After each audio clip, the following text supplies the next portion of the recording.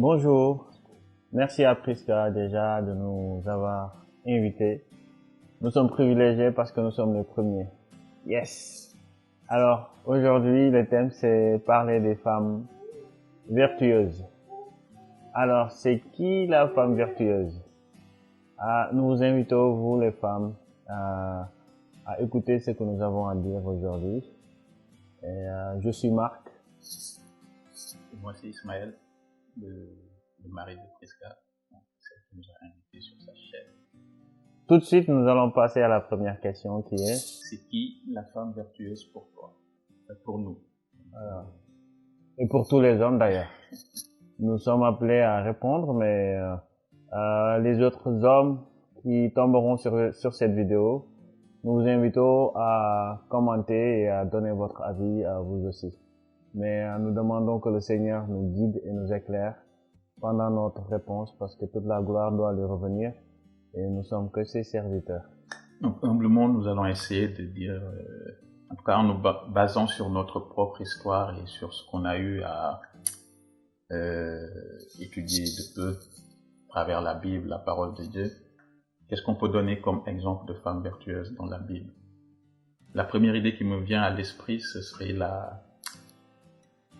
Marie, la mère de Jésus-Christ, celle qui a eu à accepter le Seigneur, accepter la requête du Père pour enfanter son fils, alors qu'elle était déjà engagée dans une relation avec Joseph.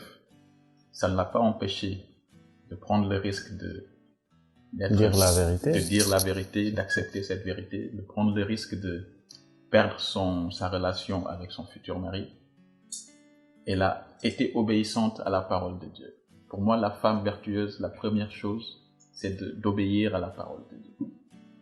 C'est la première chose. Et par la suite, obéir, se soumettre, comme nous dit la Bible, se soumettre à son mari. Ce sont les deux premières clés.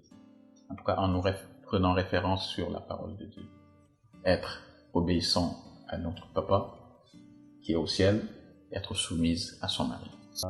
Moi, je vais rebondir sur Proverbe 31, qui parle de la femme vertueuse. Comment doit être la femme vertueuse? Et je vais pas vous la citer, je vous renvoie à cette référence.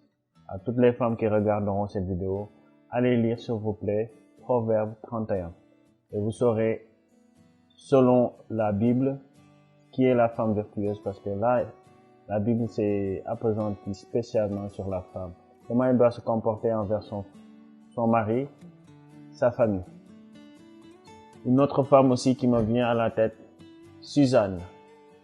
Suzanne qu'on trouve aussi dans la Bible, qui était la femme d'un roi et qui a refusé en fait de céder à la tentation des deux, on va dire, deux juges, deux vieillards, et elle a été vertueuse envers son mari. Elle a dit la vérité, même si elle a été condamnée, mais elle a choisi de garder la foi et de demeurer fidèle et disant la vérité jusqu'au bout.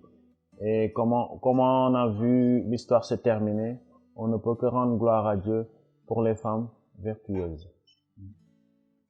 Elle a tenu à rester ferme face à la tentation, face à des propositions malsaines qui lui ont été faites. Elle a mis au-dessus de tout sa relation avec son Seigneur. C'est une clé primordiale pour moi.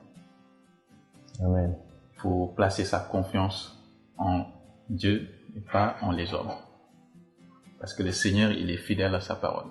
Il ne nous laissera jamais tomber. Et c'est ce qui s'est passé avec Suzanne dans la parole de Dieu. En effet, c'est un bon exemple de femme vertueuse.